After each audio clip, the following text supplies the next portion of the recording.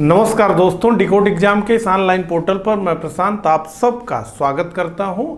इस लेक्चर में हम डिस्कस करेंगे इलाहाबाद हाई कोर्ट द्वारा आयोजित ARO एग्जाम के प्रीवियस ईयर क्वेश्चन पेपर्स को। तो कुल 6 प्रश्न पत्रों को इसमें हम डिस्कस करेंगे 2009 से लेकर के 2020 के दौरान जो आयोजित किए गए। तो इसे हमने सब्जेक्ट में डिवाइड कर दिया है। तो इस लेक्चर में इंडियन पॉलिटी एंड कॉन्स्टिट्यूशन से 2009 के पेपर में, 2014 के पेपर में, 2016 के पेपर में, 2019 के पेपर में जो प्रश्न पूछे गए हैं उन्हें हम एक ही लेक्चर में डिस्कस कर लेंगे। तो आपकी अंडरस्टैंडिंग ये भी हो जाएगी कि किस सब्जेक्ट का कितना weightage Allahabad high court ARO examination में है। तो जैसे अभी हम पॉलिटी को डिस्कस कर रहे हैं, तो पॉलिटी से कुल मिलाकर 6 पेपर में हमें 31 क्वेश्चंस मिले हैं। कुछ करंट को छोड़ दें तो टोटल 35 के आसपास पूरा प्रश्न जो है इससे पूछा गया है पॉलिटी से।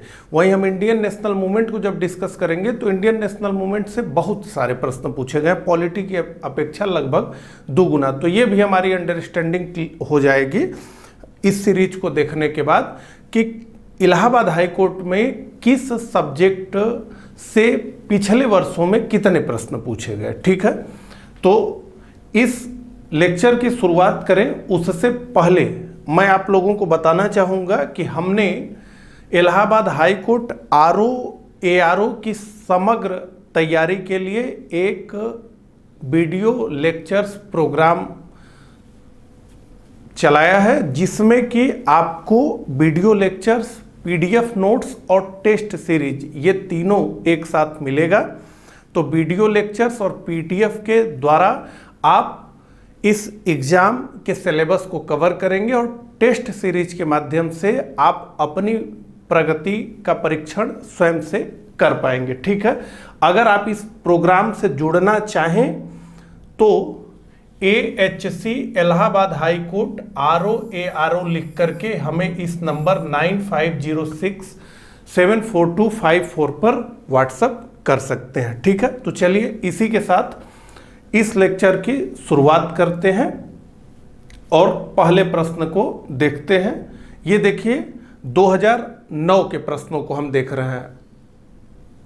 जिस वर्ष जितने प्रश्न पूछे गए हैं वो इसी तरीके से आपको दिखते हुए चलेंगे। तो 2009 के प्रश्न को हम देख रहे हैं। पहला प्रश्न हमारे स्क्रीन पे आ चुका है। आप भी मेरे साथ इन प्रश्नों को हल करते हुए चलिए तो ज़्यादा इंगेजिंग ये सेशन होगा और आपको भी बहुत ज़्यादा चीज़ें ठीक प्रकार से समझ में आएंगी। पहला प्रश्न, भारतीय संविधान में संशोधन प्रक्रिया का उल्लेख किस अनुच्छेद में किया गया है? तो किस अनुच्छेद में संविधान के संशोधन से संबंधित प्रावधानों का उल्लेख किया गया है? तो जाहिर सी बात है ये एक आसान प्रश्न है और इसका उत्तर है आर्टिकल 368 यानी अनुच्छेद 368। तो भारतीय संविधान के भाग 20 अनुच्छेद 368 में संविधान संशोधन की प्रक्रिया का उल्लेख किया गया है। संविधान संशोधन का अर्थ होता है संविधान में कुछ भी जोड़ना, कुछ भी सुधारना, कुछ भी घटाना। तो संविधान संशोधन की प्रक्रिया का उल्लेख संविधान के भाग 20 अनुच्छेद 368 में किया गया है और अनुच्छेद 368 में 2 प्रक्रिया बताई गई है संविधान के संशोधन की। पहला विशेष बहुमत और दूसरा विशेष बहुमत प्लस राज्यों के अनुसमर्थन। ये 2 तरीके हैं। संविधान में संशोधन एक तीसरे प्रक्रिया से भी होता है साधारण, जिसे हम जानते हैं। अगला, भारत के संविधान के 10वीं अनुसूची संबद्ध है भारत की राष्ट्रीय भाषाएं, अनुसूचित क्षेत्रों तथा अनुसूचित जनजाति नियंत्रण एवं प्रशासन से, राज्यों के परिषद में सीटों के आवंटन से और दल बदल के आधार पर निष्कासन से। तो ये भी प्रश्न खूब पूछा गया है। तो संविधान की 10वीं अनुसूची में क्या लिखा हुआ है यही पूछा जा रहा है। अनुसूचियों से बहुत सारे प्रश्न पूछे जाते रहे ही हैं। तो देखिए, दल बदल के आधार पर निष्कासन यानी दल बदल के आधार पर कोई संसद का सदस्य या विधानमंडल का सदस्य कैसे अपनी सदस्यता से उसकी सदस्यता समाप्त हो जाएगी, इसके बारे में प्रावधान किया गया है। और इसे 52वें संविधान संशोधन 1985 द्वारा भारतीय संविधान में जोड़ा गया 10वीं अनुसूची को, और इसमें जो है दल बदल निरोधक प्रावधान किए गए। ठीक है, आगे बढ़ते हैं। एक व्यक्ति जो दोनों में से किसी भी एक सदन का सदस्य नहीं है को केंद्र में मंत्रिपरिषद के सदस्य के रूप में इनमें से कितनी अवधि से अधिक समय के लिए नियुक्त नहीं किया जा सकता? 6 माह, 9 माह, 1 वर्ष, 2 वर्ष। तो जैसा कि हम जानते हैं भारत में संसदीय शासन प्रणाली है, पार्लियामेंट्री फॉर्म ऑफ गवर्नमेंट है, और पार्लियामेंट्री फॉर्म ऑफ गवर्नमेंट में विधायिका के ही सदस्य कार्यपालिका का निर्माण करते हैं। तो जो लेजिस्लेटिव के मेंबर्स हैं वही एग्जीक्यूटिव के मेंबर बनते हैं। ऐसे में भारत में लेजिस्लेचर के 2 हाउस हैं, एक जिसे हम लोकसभा के नाम से जानते हैं और दूसरा राज्यसभा। तो लोकसभा या राज्यसभा का कोई मेंबर मंत्री बनता है, लेकिन भारतीय संविधान में एक विशेष प्रावधान किया गया है। ये इंग्लैंड में ये व्यवस्था नहीं है, और वो व्यवस्था ये है कि कोई भी व्यक्ति को मंत्री बनाया जा सकता है और मंत्री बनने के 6 महीने के दौरान उसे किसी भी सदन की सदस्यता लेनी होगी। तो कोई व्यक्ति लोकसभा और राज्यसभा के बिना सदस्यता के 6 महीने तक मंत्री बना रह सकता है। ठीक है, तो इसका उत्तर क्या है? ए, 6 माह। तो 6 माह के लिए नियुक्त किया जा सकता है। ठीक है, आगे बढ़ते हैं। इनमें से किसने भारत का राष्ट्रपति बनने से पूर्व भारत के उपराष्ट्रपति के पद पर कार्य नहीं किया? Doctor S Radhakrishnan, doctor Zakir Hussain, Neelam Sanjiva Reddy, R Venkat Raman. तो ये देखिए, doctor S Radhakrishnan, doctor Zakir Hussain, R Venkat Raman, इन तीनों लोगों ने उपराष्ट्रपति के रूप में कार्य किया है। केवल नीलम संजीवा रेड्डी यानी C4 का हमारा जो उत्तर है वो है सी, इन्होंने उपराष्ट्रपति के रूप में कार्य नहीं किया था। कमेंट बॉक्स में नीलम संजीवा रेड्डी से जुड़ा हुआ एक बेहद महत्वपूर्ण तथ्य है, वो कमेंट में बताइए। ठीक है, चलिए अगला। अब ये 2014 के प्रश्नों को हम देख रहे हैं। ठीक है, तो क्या हमने देखा? 2009 में पॉलिटी से कुल 4 प्रश्न Allahabad high court RO examination में पूछा गया था। अब 2014 पे हम आ जाते हैं। पहला प्रश्न, कोई भी धन प्रस्ताव निम्नलिखित में किसकी स्वीकृति के बिना लोकसभा में प्रस्तुत नहीं किया जा सकता? राज्यसभा का सभापति, भारत का प्रधानमंत्री, लोकसभा का अध्यक्ष, भारत का राष्ट्रपति। तो देखिए, धन विधेयक राष्ट्रपति की पूर्व स्वीकृति के बाद ही केवल लोकसभा में प्रस्तावित किया जा सकता है।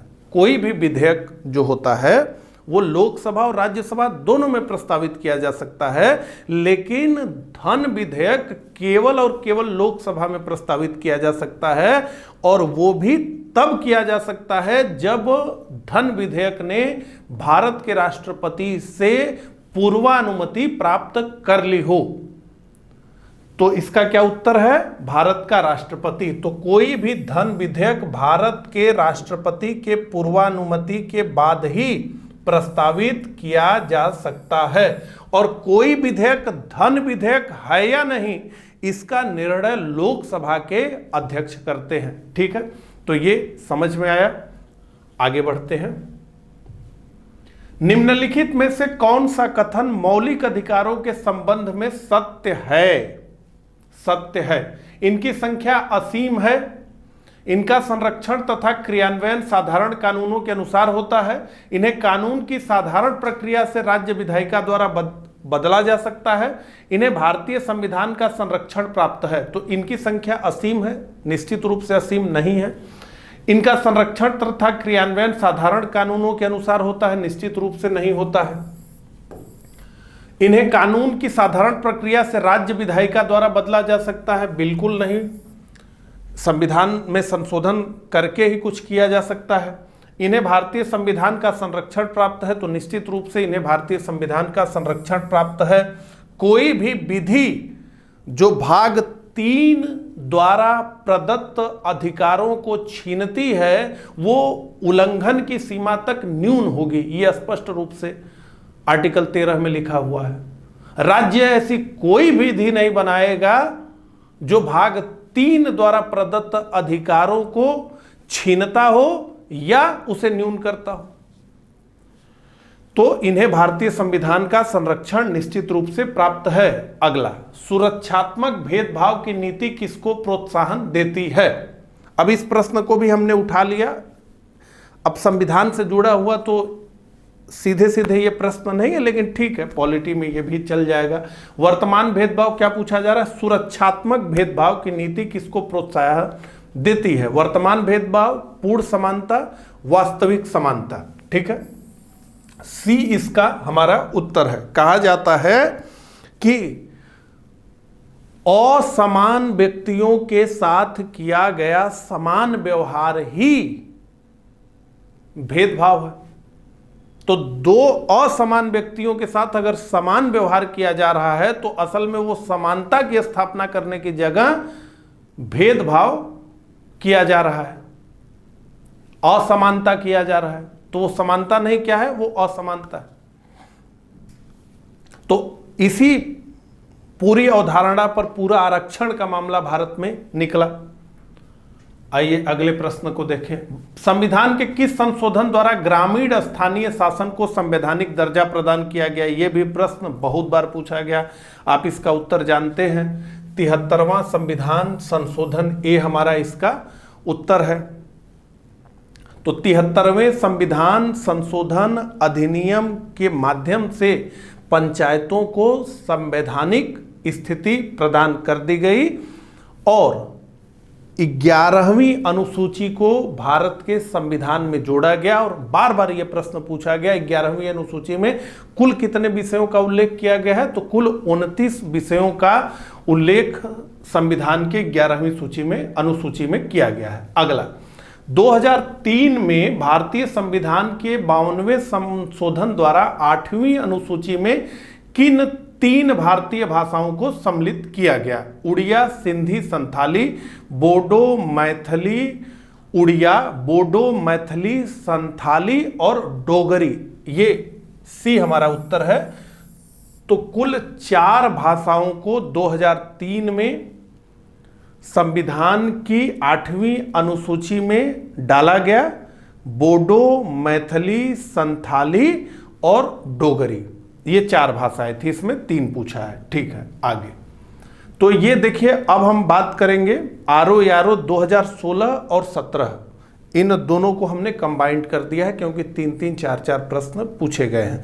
और 2009 और 2014 में तो आरओ यारो का एक ही एग्जाम हुआ, लेकिन 2016 में आरओ का अलग और एआरओ का अलग एग्जाम हुआ। ठीक है, इसलिए भी हमने इसे एक ही साथ ले लिया है। ठीक है, तो अगला प्रश्न, भारत की संविधान सभा की प्रत्यय पत्र क्रेडेंशियल कमेटी समिति के अध्यक्ष कौन थे?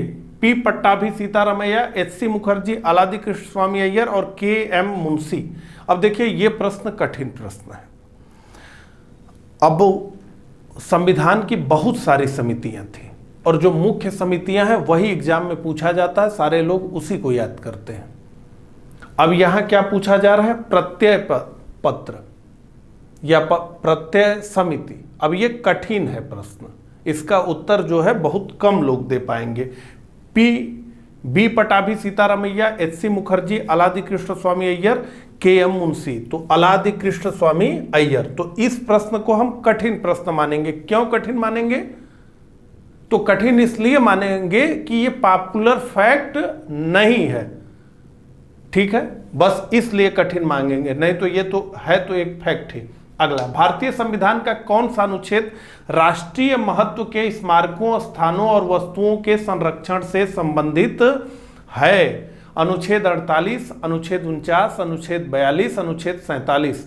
तो बी इसका उत्तर है हमारा अनुच्छेद 49। तो डीपीएसपी के तहत राज्य के नीति निदेशक सिद्धांतों के तहत ये अनुच्छेद 49 है। ये भी क्या है? एक राज्य का नीति निदेशक सिद्धांत है। आगे बढ़ते हैं। निम्नांकित में से कौन से कथन भारत के प्रधानमंत्री के संबंध में सही हैं? तो सही कथन पूछा जा रहा है। पहला, भारत की संसदीय प्रणाली में प्रधानमंत्री सरकार का मुखिया होता है। तो निश्चित रूप से जो पार्लियामेंट्री फॉर्म ऑफ गवर्नमेंट होती है उसमें दो एग्जीक्यूटिव देखते हैं, एक जो कि नॉमिनल है, नाम मात्र का है, यानी भारत के राष्ट्रपति, और एक जो कि वास्तविक कार्यकारी है, यानी कि रियल एग्जीक्यूटिव है, तो वो भारत का प्रधानमंत्री है। ठीक है, तो संसदीय प्रणाली में प्रधानमंत्री सरकार का मुखिया होता है। सर्वे सर्वा यही है, भारत के राष्ट्रपति केवल नाम मात्र के हैं।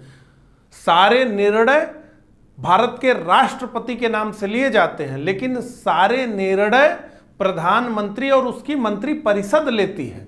ठीक है, तो भारत की संसदीय प्रणाली में प्रधानमंत्री सरकार का मुखिया होता है। निश्चित रूप से संविधान में प्रधानमंत्री के चयन और नियुक्ति के लिए कोई विशेष प्रक्रिया नहीं होती है। तो ये लिखा गया है कि भारत के राष्ट्रपति प्रधानमंत्री की नियुक्ति करेंगे और प्रधानमंत्री की नियुक्ति की सलाह पर अन्य मंत्रियों की नियुक्ति करेंगे। ठीक है, वह किसी भी मंत्री को हटा सकते हैं जो उसके साथ सहयोग करने से मना कर देता है। तो निश्चित रूप से प्रधानमंत्री किसी भी मंत्री को हटा सकता है और वह किसी भी समय राष्ट्रपति से लोकसभा को भंग करने की अनुशंसा कर सकता है। निश्चित रूप से ये 1, 2, 3, 4 चारों सही है, तो सी हमारा इसका उत्तर है। आगे बढ़ते हैं। भारत की आकस्मिकता निधि से राशि केवल इसके पश्चात निकाली जा सकती है, यानी किसके पश्चात? पहला, राष्ट्रपति के अनुमोदन के बाद, प्रधानमंत्री के अनुमोदन के बाद, नियंत्रक एवं महालेखा परीक्षक के पूर्व अनुमोदन के बाद, जब संसद द्वारा विनियोग अधिनियम पारित कर दिया जाए तब। देखिए, इसका उत्तर हमारा ए है, राष्ट्रपति के अनुमोदन के बाद। तो कुल 3 प्रकार की निधियां हैं भारत सरकार के पास, यानी कुल 3 प्रकार के फंड हैं भारत सरकार के पास। एक जिसे हम कहते हैं भारत की संचित निधि, तो सरकार की जितनी भी तरह की आय होती है वो भारत की संचित निधि में जमा होती है, और भारत की संचित निधि से ही सारे खर्च किए जाते हैं, और भारत की संचित निधि से कोई भी धन निकालने के लिए विनियोग विधेयक को पारित कराना अनिवार्य होता है। तो भारत की संचित निधि की बात हमने की, ठीक उसी प्रकार से भारत की आकस्मिकता निधि का भी निर्माण किया गया है, जिस पर भारत के राष्ट्रपति का नियंत्रण होता है। और इस निधि के बनाने का कारण यह था कि कोई इमरजेंसी आ जाए।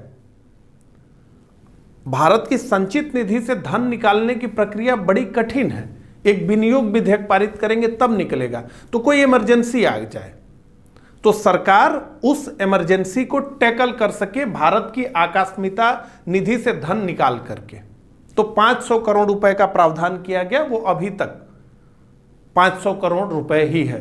तो एक तो भारत की संचित निधि, दूसरा भारत की आकस्मिकता निधि जो भारत के राष्ट्रपति के नियंत्रण में होती है, और एक लोक लेखा होता है। ठीक है, पब्लिक फंड। तो राष्ट्रपति का अनुमोदन के बाद ही इसे निकाला जा सकता है। अगला, भारत के सुप्रीम कोर्ट से संबंधित निम्नांकित अनुच्छेदों का मिलान कीजिए। तो सूची 1, सूची 2, इसका मतलब है कि एग्जामिनर आपसे चाहता है कि आप जो है कम से कम हाई कोर्ट और सुप्रीम कोर्ट से संबंधित अनुच्छेदों को रट जाइए, अगर आप जो है हाई कोर्ट आरओ का एग्जाम देने आए हैं तो अनुच्छेद 126 अनौपचारिक रूप से तदर्थ जजों की नियुक्ति, अनुच्छेद 127 कार्यकारी मुख्य न्यायाधीश की नियुक्ति, सुप्रीम कोर्ट द्वारा घोषित कानून सभी न्यायालयों के लिए बाध्यकारी होना, और सुप्रीम कोर्ट द्वारा निर्णय या समीक्षा करने की शक्ति, अनुच्छेद 141। तो 14 का उत्तर है हमारा डी। ठीक है, इसका आप स्वयं से मिलान कर लीजिएगा। हम आगे बढ़ते हैं। भारत में राज्य विधानसभा किसके चुनाव में भाग लेती है? तो भारत में राज्य विधानसभा के सदस्य किसके चुनाव में भाग लेते हैं? मोटे तौर पे प्रश्न ये है। तो निश्चित रूप से भारत के राष्ट्रपति के चुनाव में तो राज्य विधानसभा के निर्वाचित सदस्य भाग लेते ही हैं, मनोनीत नहीं लेते, केवल निर्वाचित लेते हैं। उपराष्ट्रपति के चुनाव में राज्य विधानसभा के सदस्यों का कोई रोल होता ही नहीं है। प्रधानमंत्री के चुनाव में भी राज्य विधानसभाओं के सदस्यों का कोई रोल होता नहीं है, लेकिन राज्यसभा के सदस्यों का चुनाव राज्य विधानसभा के सदस्य निश्चित रूप से करते हैं। तो 1 और 4, तो 1 और 4 डी में है, उत्तर हमारा हुआ डी। अगला, भारत में संघ विधायिका राज्य सूची के विषय में कानून तब तक नहीं बना सकती, भारत में संघीय विधायिका राज्य सूची के विषय में कानून तब तक नहीं बना सकती जब तक प्रधानमंत्री ऐसा करने के लिए न कहे। बिल्कुल गलत। प्रधानमंत्री इतना बड़ा पावर नहीं रख सकते जब तक स्पीकर प्रमाणित करे कि यह आवश्यक है, निश्चित रूप से नहीं। जब राज्यसभा, यहां राज्यसभा होना चाहिए, ये सभी हो गया, ठीक है। जब राज्यसभा यह संकल्प पारित करे कि राष्ट्र हित में ऐसा करना आवश्यक है और जब तक राष्ट्रपति ऐसा करने के लिए न कहे, तो निश्चित रूप से इसका हमारा उत्तर है सी। देखिए, जो संघीय देश होते हैं उनमें अनिवार्य रूप से विधायिका के 2 सदन होते हैं। भारत में भी है, अमेरिका में भी है। तो ये जो विधायिका के 2 सदन होते हैं, इसमें से एक सदन तो उस देश की जनता का प्रतिनिधित्व करता है, जैसे भारत में लोकसभा भारत की जनता का प्रतिनिधित्व करती है, लेकिन जो राज्यसभा है वो केंद्र में राज्यों का प्रतिनिधित्व करती है। तो इसीलिए ये 2 सदन बनाए जाते हैं, एक केंद्र में राज्यों का प्रतिनिधित्वकारी निकाय राज्यसभा और पूरे देश की जनता का प्रतिनिधित्वकारी निकाय लोकसभा।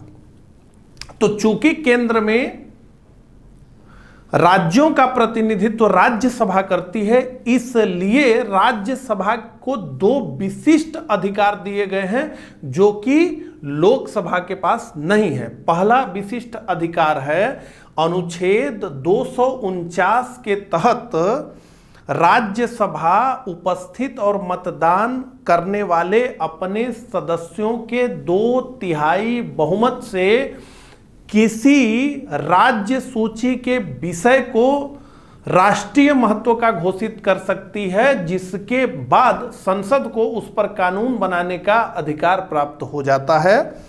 और दूसरी विशिष्ट शक्ति राज्यसभा के पास है कि राज्यसभा अनुच्छेद 312 के तहत किसी भी सेवा को अखिल भारतीय सेवा घोषित कर सकती है। ठीक है, तो इसका उत्तर है हमारा सी।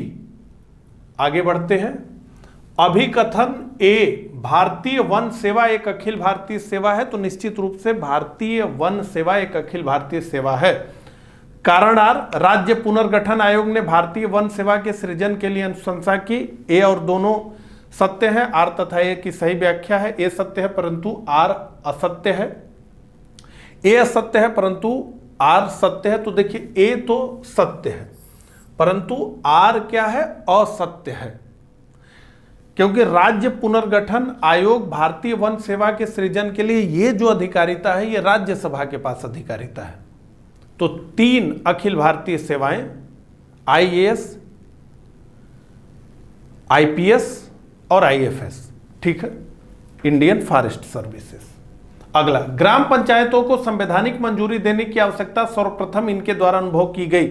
यहां प्रश्न को देखिए, ग्राम पंचायतों को संवैधानिक मंजूरी देने की आवश्यकता सर्वप्रथम इनके द्वारा अनुभव की गई। तो ग्राम पंचायतों का अस्तित्व तो पहले से ही था। 73वें संविधान संशोधन के द्वारा उन्हें क्या किया गया? संवैधानिक स्थिति दे दी गई।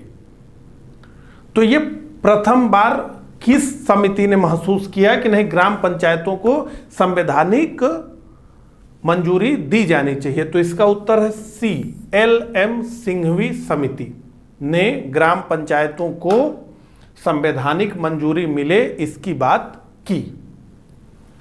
आगे बढ़ते हैं। भारत के कौन से संवैधानिक संशोधन में सिंधी को 8वीं अनुसूची की 15वीं भाषा के रूप में शामिल किया गया? 21वें, 22वें, 23वें, 20वें। तो ए बी सी डी। तो ए बी सी डी में से ये हमारा उत्तर है 21वें संविधान संशोधन अधिनियम के माध्यम से सिंधी को 8वीं अनुसूची की 15वीं भाषा के रूप में शामिल किया गया। वर्तमान में ये कुल 22 भाषाएं हैं इसमें। अगला, निम्न में से कौन से मौलिक अधिकार जिन्हें आपातकाल लगने के बाद भी निलंबित नहीं किया जा सकता? अनुच्छेद 19 के तहत 6 अधिकार, अनुच्छेद 20 और 21 अपराधों की दोष सिद्धि के बारे में सुरक्षा और जीवन तथा व्यक्तिगत स्वतंत्रता की सुरक्षा, अनुच्छेद 14 कानून के समक्ष समानता और कानूनों का समान सुरक्षा और अनुच्छेद 32 संवैधानिक उपचारों का अधिकार। तो उत्तर हमारा है बी। ये प्रश्न भी बहुत बार पूछा गया।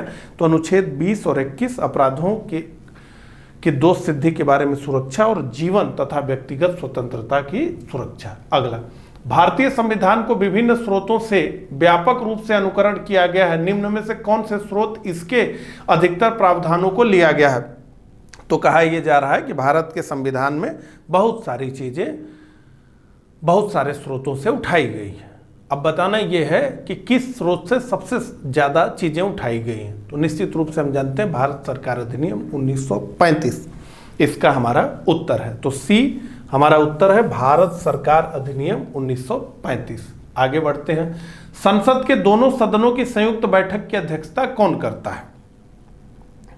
तो प्रावधान किया गया है साधारण विधेयक के संदर्भ में कि संसद के दोनों सदनों का संयुक्त बैठक आयोजित किया जा सकता है। ठीक है, तो यहां पूछा जा रहा है संसद के दोनों सदनों की संयुक्त बैठक की अध्यक्षता कौन करता है? संयुक्त बैठक संसद के दोनों सदनों की संविधान संशोधन विधेयक पर नहीं होता है, ये केवल साधारण विधेयक पर होता है। ठीक है, तो अध्यक्षता कौन करता है? तो लोकसभा के लोकसभा के अध्यक्ष इसकी अध्यक्षता करते हैं। तो संसद के दोनों सदनों की संयुक्त बैठक की अध्यक्षता लोकसभा के अध्यक्ष करते हैं और संसद के दोनों सदनों की संयुक्त बैठक को बुलाने का अधिकार किसके पास है? तो वो भारत के राष्ट्रपति के पास है।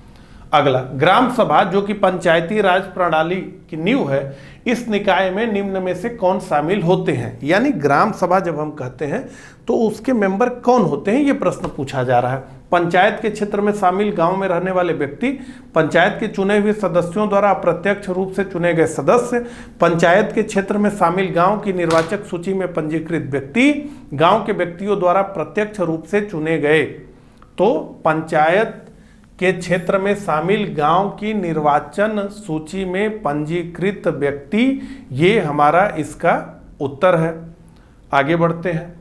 भारतीय संविधान के अनुच्छेद 370 का निम्न में से किसके साथ संबंध है? जम्मू कश्मीर राज्य की विशेष दर्जे के प्रावधान के साथ, राज्यों में राष्ट्रपति शासन के साथ, अंतरराज्यीय जल विवाद ट्रिब्यूनल की स्थापना के साथ, संविधान में संशोधन करने हेतु संसद की शक्तियों के साथ। तो निश्चित रूप से इसका उत्तर है ए, जम्मू कश्मीर राज्य की विशेष दर्जे के प्रावधान के साथ, अनुच्छेद 370। अब देखिए 2016 और 17, वो 2016 का ही एग्जाम था, एक 17 में आयोजित हुआ था, एक 16 में आयोजित हुआ था। अब जो है 2019 और 20 के प्रश्नों को हम देखते हैं। ठीक है, मॉन्टेग्यू चेम्सफोर्ड सुधार ने प्रस्तुत किया जो कि प्रांतों में एक तरह की दोहरी सरकार थी। तो मॉन्टेग्यू की घोषणा 1917 में हुई और उसके बाद जो है 1919 का अधिनियम आया। तो दोहरा स्वशासन, वैधानिक सुधार, द्विशासन, तो ये द्विशासन आया, डायआर्की आई। ठीक है, इसे हमने बड़े विस्तार से पढ़ा हुआ है इंडियन पॉलिटी को पढ़ते हुए। आगे, उच्च न्यायालय के न्यायाधीश के पद पर नियुक्ति के लिए एक वकील के लिए पेशेवर अभ्यास की जरूरत आवश्यक अवधि कितनी है? 5 वर्ष, 10 वर्ष, 15 वर्ष, 20 वर्ष। तो पहली शर्त तो ये कि भारत का नागरिक हो, दूसरी शर्त ये कि 62 वर्ष से कम हो। अब इसके बाद ये पूछा जा रहा है, तो इसका उत्तर है बी, 10 वर्ष। ठीक है, 10 वर्ष इसका उत्तर है बी। अगला, भारतीय रक्षा बल के सुप्रीम कमांडर कौन है? प्रधानमंत्री, रक्षा मंत्री, राष्ट्रपति, सेना प्रमुख।